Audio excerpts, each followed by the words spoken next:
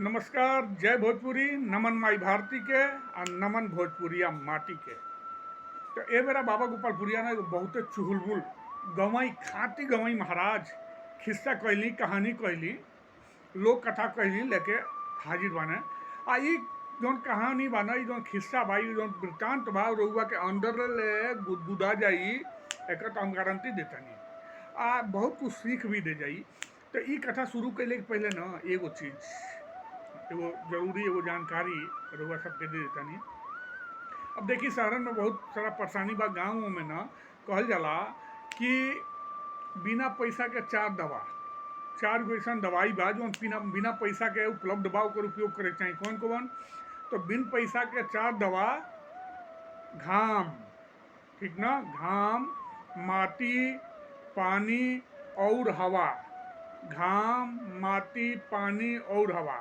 तो ई चारू जौन बा ना, एकर सही तरीका से उपयोग कैले से राउ जौन स्वास्थ्य बा, जौन सेहत बा, एकदम बढ़िया रही। खैर अब सुनी, अभी तो जौन भइल भइल। अब आई कहानी सुन लिया जा। मज़ेदार कहानी बा, भोजपुरिया कहानी बा, लोक कथा। हजाम, हजाम रउआ जानत हो कब हजाम? अरे कौन ऐसा गाँव नहीं खे जौन गाँव में हजाम लोग ना होखे। लोग जहाँ जहाँ पंडित जी लोग मिल जाए ना, हजाम वो गाँव में जरूर रह लो। अब देखी ना, गांव में कोनो भी अनुष्ठान होके, पूजा पाठ होके, मुवन होके, जियन होके, सब में हजाम लोगों के जौन महत्ता बा ना, उ रउआ जानता बानी अपनी भोजपुरिया समाज में महाराज जग जाहिर बा। तो कहलो जाला ना, 40 में 4 कम, मैंने 40 में से 4 को कम करो तो क्या हुई? 36। तो हजाम का होने 40 में 4 कम होने यानी 36 होने। उनके दबावल महाराज सबकी बस के ना हो। अब देखी ना, गांव में बारात वारात आवेला, लेन देन शुरू होला पूजा उजा पाठ में। तो देखी कौने हक से आपन मांग रखेला लोग, आ उन लोग के मिलबो करेला, हंसा खेला के ले लेला लोग। तो खैर अब आई ना, वो एगो हजामे के जो होशियारी बा, चतुरता बा, वो ई कहानी में झलकता। वो कहानी सुनी रहुआ आनंद आ जाए एकदम से। तो एक बेर के बात यह कि गांव की बाहर एगो हजाम मनई जोन रहे, ओकर खेत रहे, आ खेते में ऊख बोले रहे, ऊख। तो अब बेचारा, अब गरीब जान के जे ही जान वो में से खट तूड़ के वही में रखा। अरे भाई मने गांव में देखी रउआ केहू खेते में से अगर पूछ के ऊँख तूरब मत के मना नहीं करी महाराज। गांव में ऊँख ऊँख मटर सटर लोग मने तूरेला, उखाड़ेला और खाला पियला। तो लेकिन का भइल कि एकर न जे ही जानो वो एरिया में, वो जवार में, वो इलाका में, तो एक जो रहे हजाम भाई के जो गन्ना के खेत रहे, ऊँखी खेत रहे, में से खट दे ऊँख तूड़ के आ खाए शुरू कर दे लोग। कहीं के लोग के लागे ना कि एक गरीब बा, करी का करी, हजामे न हो। अब देखिए एक बेर के बात यह, वो हजाम भाई सोचे नहीं कि चलो हम का करते न काम दाम कर के बिच्चे में तनी खेते के रखवारी हो 3 बजे साजी का निकल जाए। कहीं कि ज़्यादा लोग बुझते बनी, वो खेते को 3-4 बजे निकले, ओकर ऊँख तूड़ के खाओ लोग। तो 3-4 बजे वो बेचारा अपनी खेते की ओर अगोरे बुझी ऊँख अगोरे निकल जा। एक दिन के बात यह कि वो अपन ऊँख अगोरत रहे, तो लही वो करिए गाँव के 4 जने मनई रह लो। एक जना पंडित जी के लड़का रहने, एक जना बाबू साहब के लड़का रहने, आ एगो हजामही के लड़का रहे, आ एगो जो लड़का रहे वो पहिरे के लड़का, यादव जी के एक जना लड़का रहने। आ ई चारू जने बहुत घनिष्ठ संगतिया रहे लो। कहल ना लंगोटिया याद रहे लोग चारू जने के बबने के लड़का, अहिरे के लड़का, बाबू साहब मने ठाकुर साहब के लड़का, बबुआन जौन कहल जाला ना गाँव में, उनके लड़का, और एगो हजामे के ही लड़का, चारू जने। अभी चारू जने बुझते बानी शादी का निकलल लोग दौड़ेरत अपन सरेहे की ओर। सरेहे की ओर गए लोग तो का देखल लोग कि हजाम अपन ऊँख एगोरत रहे, बाबू बाबू कैले सबके। लेकिन अब बुझते बनी अभी लोग रहे लोग 4 जने, तनी मातल रहे लोग। अब 4 जने रहे लोग ना, तो लोग केहू मिलल नहीं, हजमे मिल गए। तो खट बिना उसे पूछले एक गो ऊँख तूरल लोग। फेन ना पसंद आयल, फेंक के फेन एक गौरी खट तूर रहे लोग। अब हजाम करो तो करो का भाई, बोल भी नहीं सकत रहे, कहें कि एको जन रहे लोग 4 जने। और हजाम जौन रहे वो बेचारा अकेले रहे, वो ऐसा नहीं रहे कि बूढ़ रहे, वो नौजुवके रहे, नौजवाने रहे। लेकिन अभी 4 जने नौजवान लोग की आगे बेचारा अकेले का, ये चारों जना बहुत घनिष्ठ संगतिया रहे लोग, लंगोटिया यार रहे लोग। तो वो खाए लागल लोग। वो अब हजमो का कैलस, हंसी हंस के चारू जन सब बतियावल शुरू कैलस, आ लागल उपाय खोजे। कहल कि हे सरस्वती माई तब कनो उपाय नहीं बताओ हो कौने का निपटी चालू जन से हम। अब देखी खेल बतियाते बतियाते में जब ये लोग खाए लग लोग सिंहत तान के खाओ लोग महाराज बुझा के लोग की बाप के खेत था। अरे भाई दूसरे खेते में से ऊँख तो मांग ले रहता गाँव में क्यों मना मना थोड़े करला कि ऊँख मत टूर भाई खेते में से, लेकिन तेरी मांग लेता। अब देखी अब का भइल कि हजमा अपन मुड़ी खजुआला सो कई दिमागे में आ गई कोनो बात। अब सुनी ऊ अहिर भाई दिन रहने ना अहिरे के लड़का उनके लगे गई कहता ए बाबू एगो चीज बताओ बुरा मत मनिया। यहाँ के तो पंडित जी हैं, यहाँ के बाबूजी गांव में कथा उथा बाँचे नहीं, हमारा यहाँ के घनिष्ठता बा जहाँ पंडित जी के काम बा वहाँ हमार हजामे के काम रहेला। तो यहाँ का अब मतलब कि सबके वो नमस्कार करेला अच्छा रहा यहाँ का दिखावे नहीं ई खानदानी बानी यहाँ का। तो यहाँ का ऊँख टूटनी है तो समझ में आवता टूट सके नहीं भाई वहाँ का टूट सके नहीं काहे कि हमारे वहाँ का बहुत अच्छा संबंध बा वहाँ का टूट सके नहीं। यहाँ का बाबू साहब हैं, बाबू साहब जानते बानी यहाँ के पिताजी जौन बानी यहाँ के बाबूजी सबके द्वारा पजाला बाबू साहब कह के गोर लागेला। वहाँ का मैंने सुख दुख में सबके कुछ रुपया पैसा यहाँ के खेतों हम रेहन बोवे नहीं तो मैंने ये तो बाँकवा है तो इहों का टूट सके नहीं। आ हई जौन बा सर हजाम ये तो हमार मान लगी बिरादर है हजाम है बिरादर है तो इहो टूट सकेला। तू सरऊ वही चत काहे तुरला हूँ कि हमारे खेते में से बताओ यहाँ का।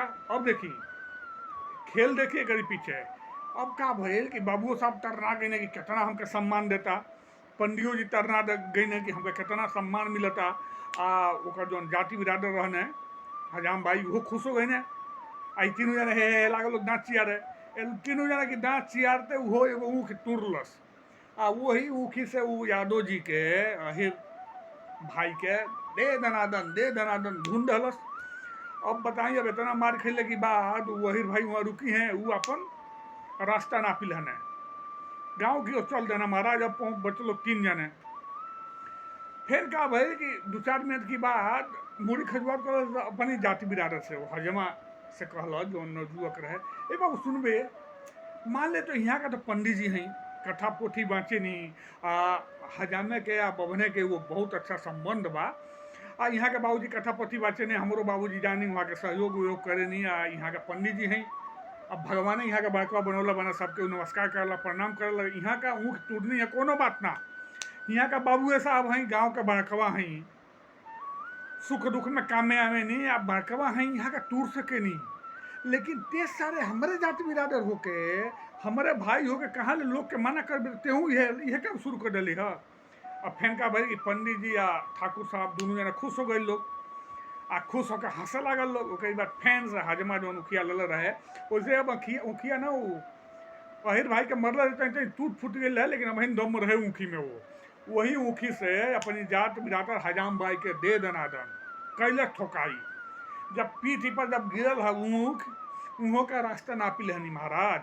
अब बचल के पंडित जी का लड़का और बाबू साहब का लड़का ये 2 जना नवजुवक लोग नवयुवा बचल लोग कहीं ना कहीं लोगों की मन में आयल कि करत का भाई हजाम। लेकिन फिर भी अब इन लोग सोच विचार करते रहो लोग चले हजाम बहल बाबू साहब की ओर कलश की यहाँ का पंडित जी हैं हम ही ना ही वेद पुराण यहाँ के प्रशंसा गावेला सम्मान मिलल बा यहाँ के हरदम मिलत रही। गांव में बिना यहाँ की मर्जी के कोनो अनुष्ठान नहीं होला कोनो पूजा पाठ नहीं होला मुवन में जियन में हमेशा यहाँ का काम लागेला। तो यहाँ का टूट सके नहीं उखी महाराज यहाँ का पूरा अधिकार बा। लेकिन रउरा बड़कवा ही गाँव के बाबू साहब वहीं तो का करब केहू के उजाड़ देव का हम के गाँव से महाराज। ऊँख टूटले पहले रुआ काहे नहीं पूछनी हमसे हम एगो नहीं रुआ का 4 गो ऊँख जले रहती कहे कि हमारा मालूम महाराज रुआ बड़कवा ही हम रोटी खत्म में जाके 10 गो टूट ले मांग के रौदी में हम जन जिए नहीं के खानी के। लेकिन रौरा तैस में आके है 4 जने के बीचे हमारी ऊँखी में से हमारे सामने बिना पूछले सीना तान के हमके डरवावत धमकाव तू कहाँ टूटनी है ये कह के दे दनादन बाबू साहब के दे दलस। बार नहीं बनौलस महाराज देह बनौलस बाबू साहब के। जब बाबू साहब के देह बन गई तो जेकर देह बने अब बेचारा काहे के रुके वो रास्ता धल ले वो रास्ता ढलन है। जब बाबू साहब रास्ता ढलन है तब पंडित जी तब बुझ गई ने भाई अब पंडित के लड़का होशियार तो रहे कहने अब बुझ गई ने कि अब मानी ना भाई लागत हमरो देह बनाई। अरे अब पंडित जी कुछ समझे बूझे ओकर पहले ही का कहता हाँ तो पंडित जी ए महाराज, राउर काम है लोग के अच्छा राह देखावल। राउर बाबूजी देखी कितना नामी आदमी है, सबके अच्छा राह बतावे नहीं, सबके अच्छा चीज बतावे नहीं। आ रउरा वही पंडित का लड़का हो के, पंडित जाति हो के, अब बताई कहाँ ले तीनों जना के मना करती के बाबू तू रही के बा तो एगो तुरला दूगो तुरला पूछ के तुर ना आधा आधा तुर के खा लहल जाई। आ तमाम लोग के खेत बा महाराज, रउरो खेत बा बगलिए में, बाबुओ साहब के बाबू वहाँ से तुर वाला रहती। अब हमारी गरीब आदमी से बताई रउरा ये काहे काम करौनी है। अब पंडित जी तो तनी मनी बुझने की कुछ तबाह खेल, अब उ बूझे ओकर पहले वह उखिया उठा के जौन पंडित जी खाते हैं छीन के वो पंडियो जी के देह बनौलस। चारू जाना चार ओर फेन उन के जौन दोस्ती रहे ना महाराज, चारू जाना के खत्म हो गई।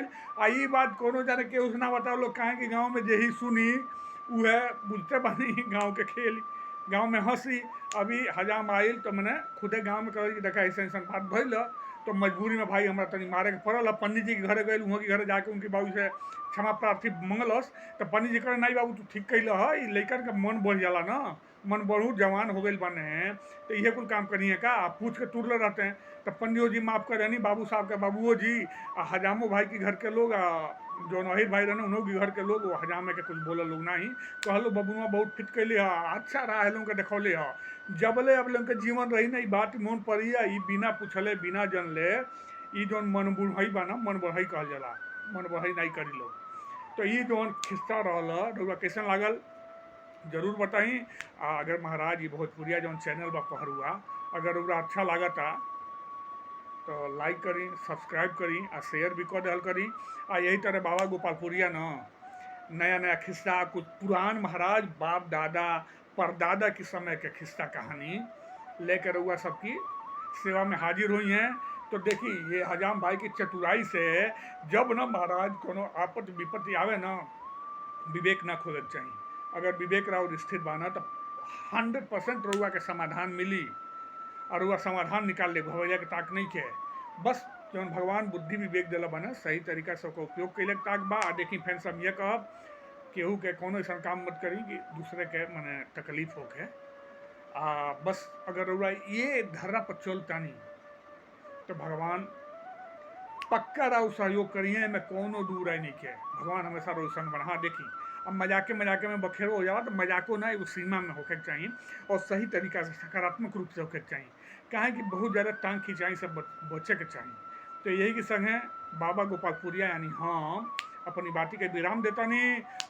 भोजपुरिया समाज से निहोरा बा, अनुरोध बा, प्रार्थना बा, चिरौरी बा कि अगर चैनल पसंद आवत होके तो लाइक करी, सब्सक्राइब करी या शेयर करी। फिर मिलत नहीं जल्दी मिलत नहीं महाराज एगो नया वीडियो लेके फिर सुनाई कोनो बात विचार, कोनो कथा कहानी, कोनो खिस्सा, कोनो लोक कथा और चाहे कोनो सामयिक मुद्दा पर बातचीत कल जाई। तब तक खातिर नमस्कार बा, एक प्रेम से बोली भारत माई की जय, भोजपुरिया समाज की जय, नमन बा माई भारती के, नमन बा भोजपुरिया माटी के, जय जय जय जय।